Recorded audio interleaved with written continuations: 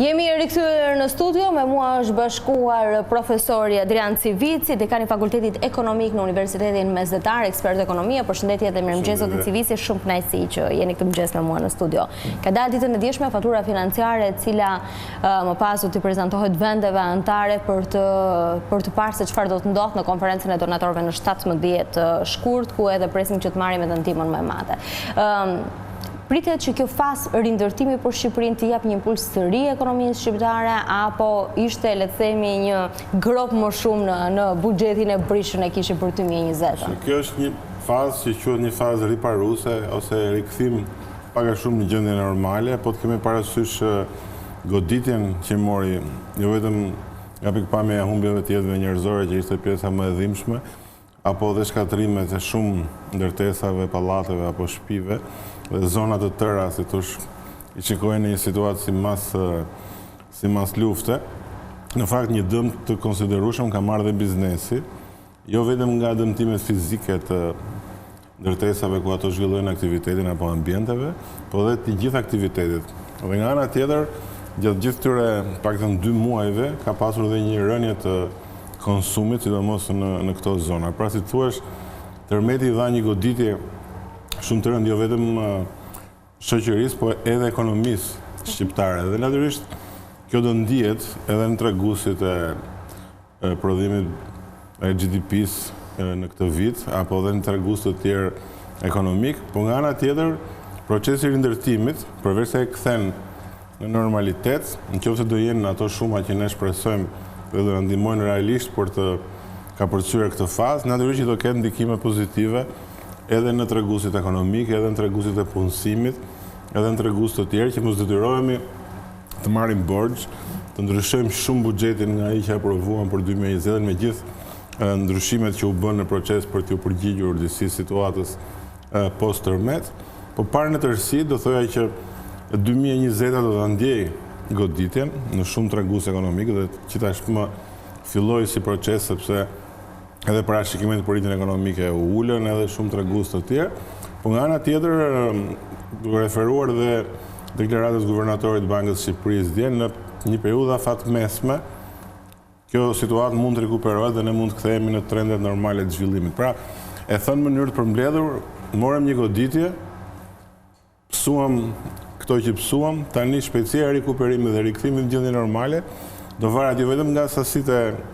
e donacioneve apo financimeve që do na kryej konferenca e donatorëve, po dhe mënyrën si do ta rikthejmë situatën edhe një herë të biznesit. Duhet një strategji për rimëkëmbjen ekonomike, se flasim për Durrësin, flasim për Tiranën, flasim për Lezhën, që janë të konsiderueshme edhe për sa i përket numrit të popullsisë, por edhe elementeve të ekonomisë, sepse Durrësi është turizmi është i përqendruar aty, kemi portin. Po, natyrisht, po ta shikojmë zonën, është zona më intensive ekonomike e Shqipërisë. Tirana, Durrësi, deri në Lezhë, që janë zonat më të prekura, mendoj që japin gati 70% të prodhimit brendshëm brut në Shqipëri, pra kanë 70% të peshës ekonomike. Dhe kur themi peshës ekonomike, brenda është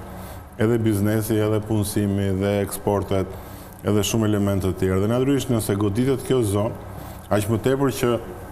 dal nga dal pa afrohet sezoni turistik, 2 vitet e fundit turizmi ka qenë një nga sektorët më dinamik në Shqipëri, edhe vjet edhe par vjet kontriboi me një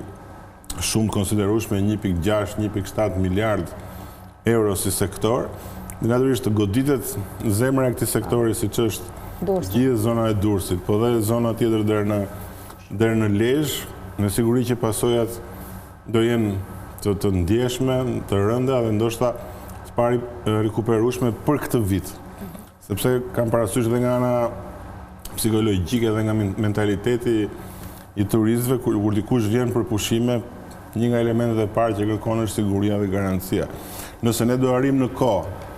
brenda muajit prill, maj, qershor, që më duket kohë e shkurtër,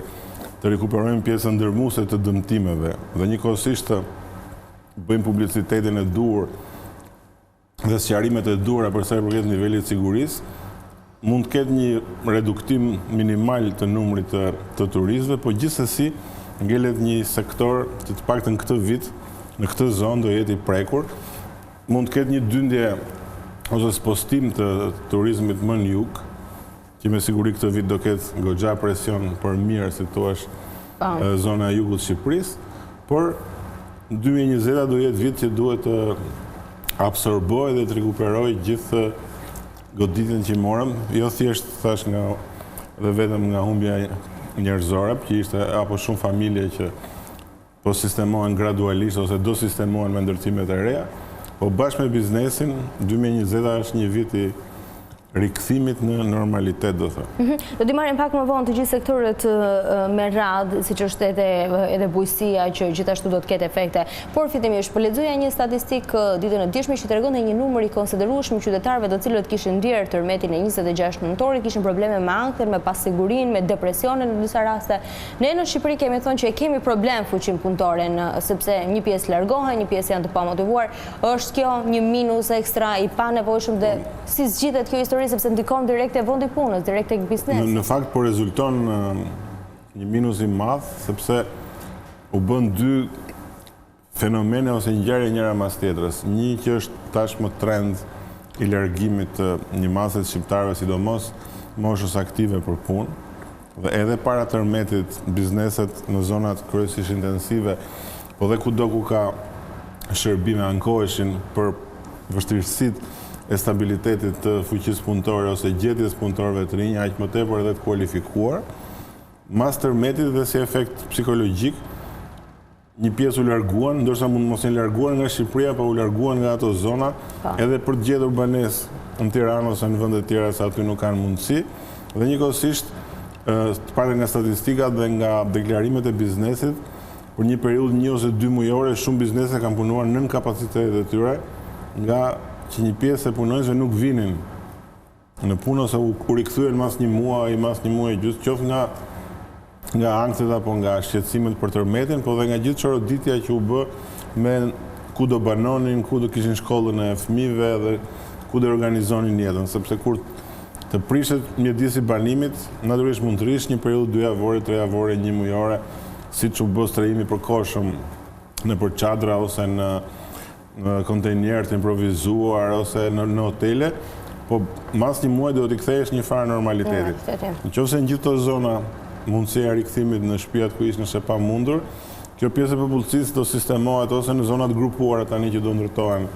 të urbanizuar ose do vinë në qytetet kryesore, siç ka ardhur në Tiranë. Normalisht në Tiranë,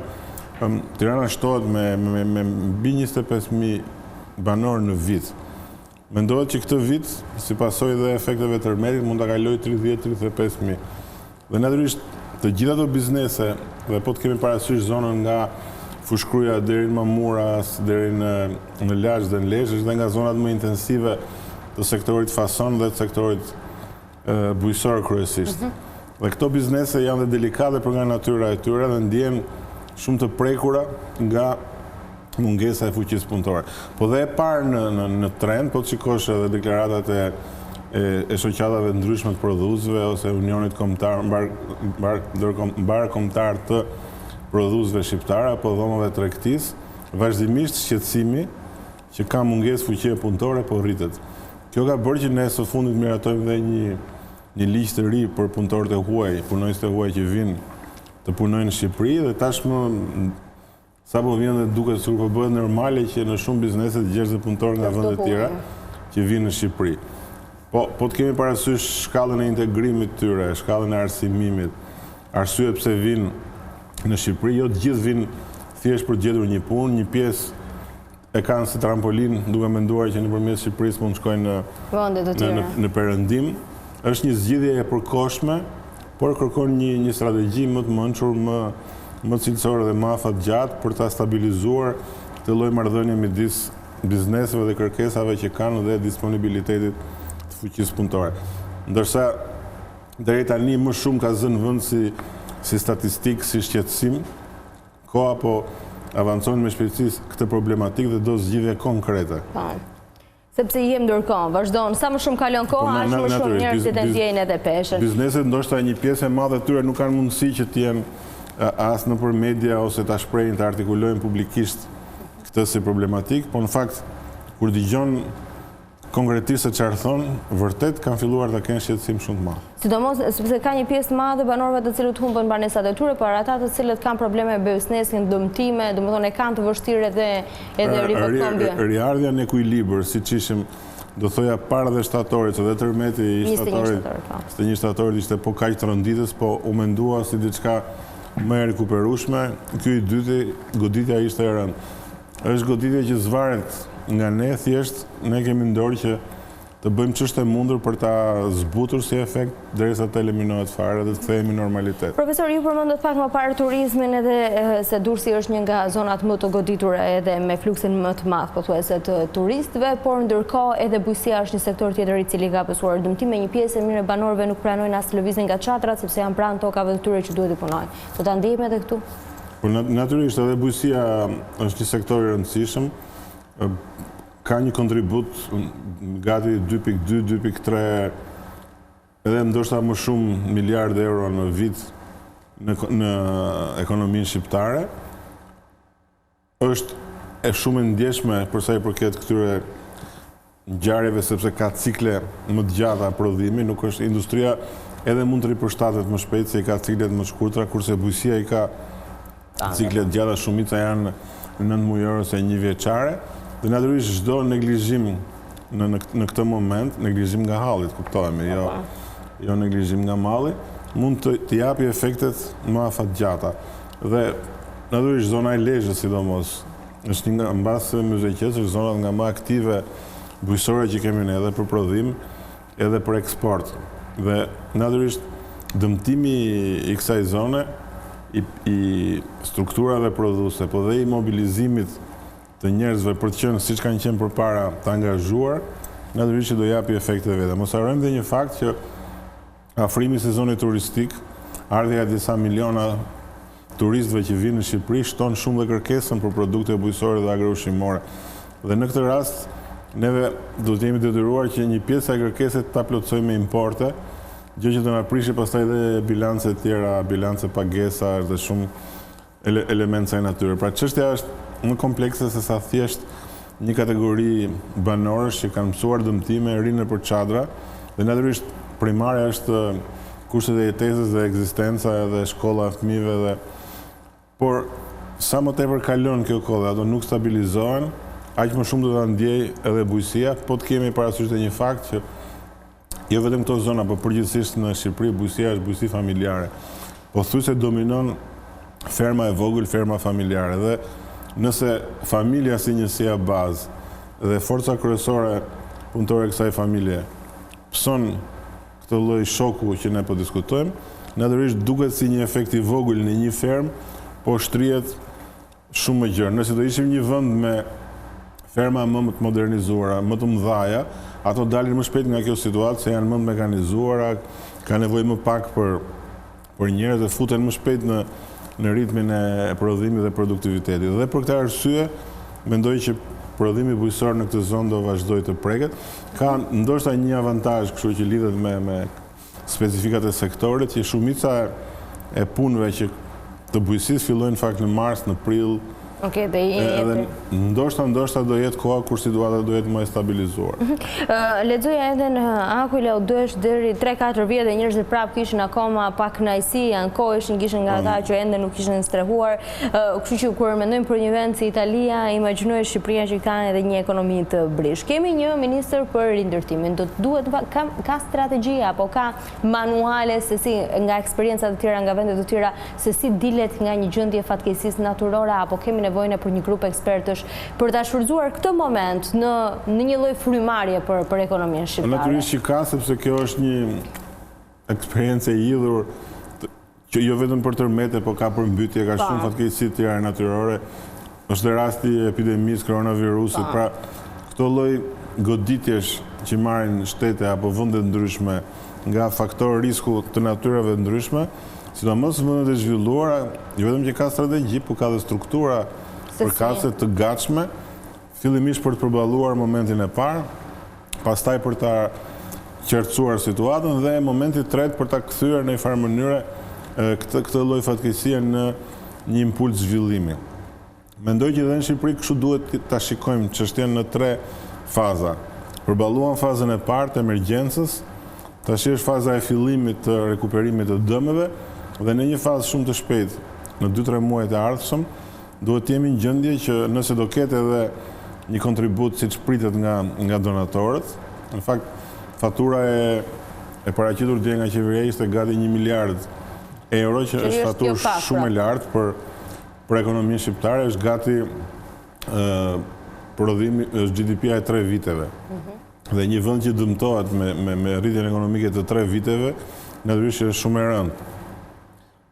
Ndoshta akoma është e paqartë për konferencën e donatorëve, nëse do jetë thjesht një konferencë donatorësh për përballimin e disa efekteve negative të tërmetit, apo do ketë brenda disa elemente një plani mbështetës për t'i dhënë një impuls ekonomisë shqiptare. Nëse do jetë kjo e dyta, ndoshta do ketë pak më shumë donacion. Nëse do jetë e para, nga eksperienca deri tanishme, nuk është se ato të financojnë komplet faturën që ti paraqet, se varet me çfarë syri e shikojnë dhe si e vlerësojnë. Ngelet për të parë, nëse do jetë diçka midis 150 dhe 300 milion eurove që mund duket më normale, apo do jetë diçka më shumë që do na krijojë edhe oksigjenin e nevojshëm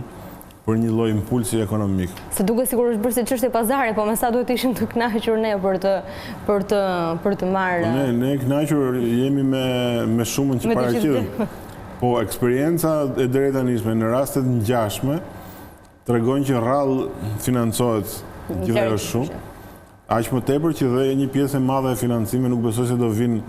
thjesht si donacione, po do kanalizohen edhe nëpërmjet projekteve të Bankës Botërore ose institucioneve tjera, apo fondacioneve të ndryshme që janë prezente në Shqipëri, apo të kooperimit ndërkombëtar që do mund ta menaxhojnë si proces. Deri tani sinjalet janë pa qarta në këtë drejtim. Qeveria ka bërë atë lobim dhe sqarim domosdoshëm, të paktën me figurat kryesore që janë kancelarja Merkel ose në Bruksel, për t'i sqaruar dhe për t'i sensibilizuar, po insistoj të ajo që akoma nuk ka dalë një fjalë çelës, një lloj cili është qëllimi dhe filozofia e kësaj konferencë donatorësh. Do jetë diçka më e vogël të ndihmojmë një vend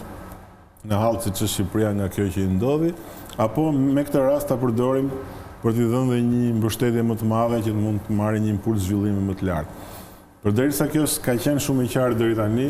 është tamam si të hedhësh fallë që thuash sa do jenë shumat. Ishte shumë kënaqësi që ishte të mëngjes me mua në 7:05, ju uroj një ditë sa më të mbar.